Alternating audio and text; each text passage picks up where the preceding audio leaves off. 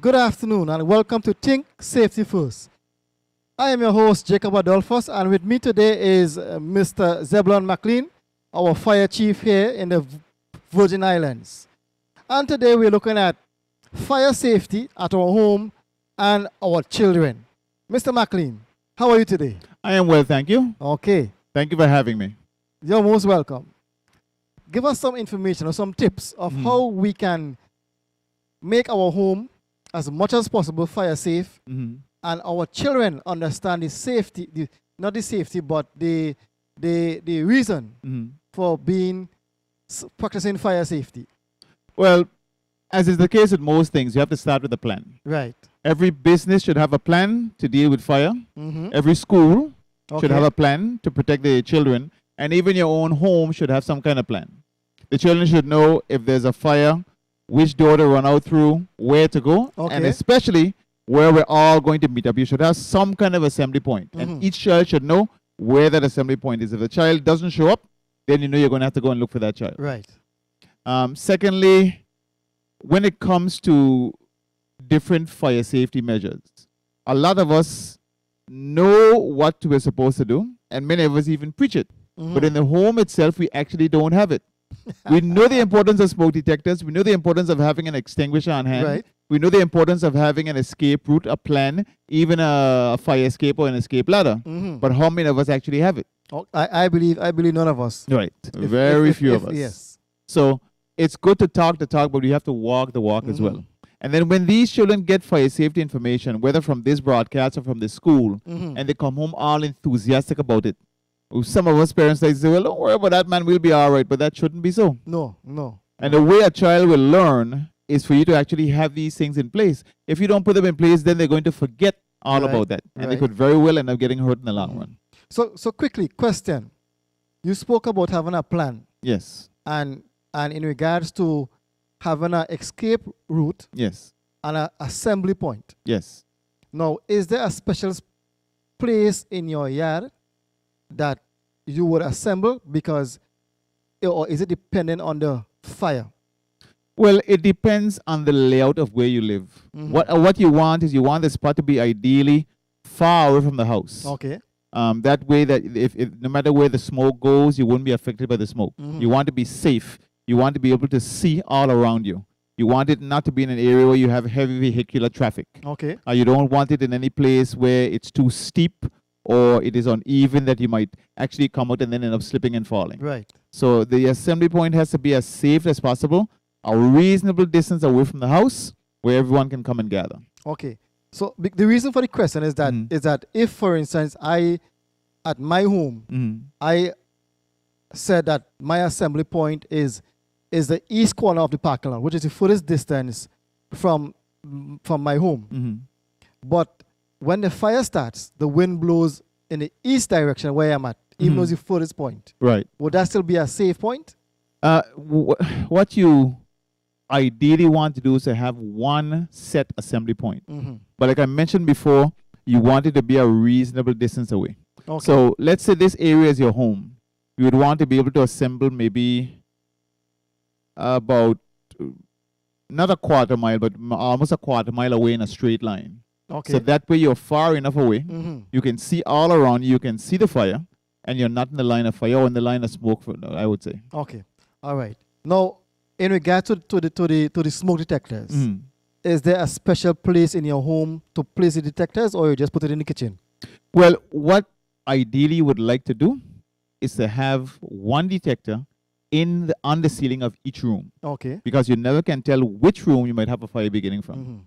So if you just put it in the kitchen and then you have, unfortunately, an electrical short in another room, then you would never hear it. Right. So you can start in the kitchen, but as time goes by, and maybe you didn't budget for it, one by one, try to outfit the entire house with smoke detectors. All right. You also spoke about having a fire extinguisher. Yes. Is it a special size or is it a special type of extinguisher? Could I just buy one of those little small, nice, fancy looking one? Well, I would recommend at least 10 pounds Okay. and to be placed just outside the kitchen. And also, you should make sure whatever you do, the children know exactly what you're doing and exactly why they're there. Okay. Because you might be involved in some kind of activity and then a smoke detector goes off in another room and you don't hear it. So the child can come and tell you, Daddy, the smoke detector is going off. Okay. Or, where's the extinguisher? But Daddy, remember you put it down here behind the mop. So whatever you do, let the child know what you're doing and why you're doing it. All right. So is it safe to say that when the smoke detector goes off, you run to the smoke detector with your extinguisher in hand? No. The smoke detector is supposed to alert you to the sign of a fire. When you hear the smoke detector, what you're trying to do is to get out of the building, to get out of the house. And then the adult who's the most versed or the strongest, that person would then investigate. Okay. If you see the smoke detector going off, and you don't see any smoke, just keep going. All right. And then let one of the adults investigate as exactly why it's going off. Okay. Hence the reason why, as you said earlier, the plan should be known or memorized by all persons. Yes, everyone in the house. Everyone in the house. So nobody will, for example, in the plan, we would say, as you said, let's assume the strongest person is the dad. Yes. The plan will say, okay, Daddy will take the fire extinguisher and do what he has to do with it. Yes, everybody else. Everybody else evacuate the building. Mommy make sure that they go to the assembly point and stay there until Daddy gets there. Yes, absolutely. Do we in that plan, do we say, okay, well, if after 10 minutes we don't see Daddy come, we run back into the fire and find him? No. You never go back into a burning building. By that time, hopefully the emergency services will be on hand and they'll be there to give you a hand. Okay. Because, plenty of us look at television and we see our loved one inside there and want to get to our loved one and trying to be a firefighter at the same time. Well, television is very entertaining, but it's not real life. So okay, tell me something about fire, about not only fire safety at home, but some of the measures that you can put in place other than extinguisher and smoke detector. One of the things that you should try to keep in the kitchen is something called a fire blanket. It's a very thick blanket. And with that, if there's a fire on the stove, instead of trying to throw water on it, you can just smother it with a blanket. Okay. Also, there are some of those chemicals. I know in the kitchen we have a whole bunch of chemicals that we tend to put in the bottom drawer. Try to separate them as much as possible. Because when you mix them, they get along very well. All right. When it comes to matches, try to keep matches and oil and everything out of the reach of the children. Okay. Make sure you keep them on an upper shelf or lock them away. I said earlier that the children should know everything you do when it comes to the fire safety installations. They don't need to know where the matches are. They don't need to know where the oils are. They don't need to know where the lighter fluid is. Okay.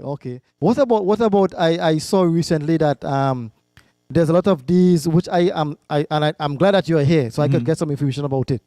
These plastic socket plugs that they put into the outlet that prevent anything from going in so a child cannot stick their finger into the outlet. Yes, How those safe are, is that? Because it's plastic into electrical.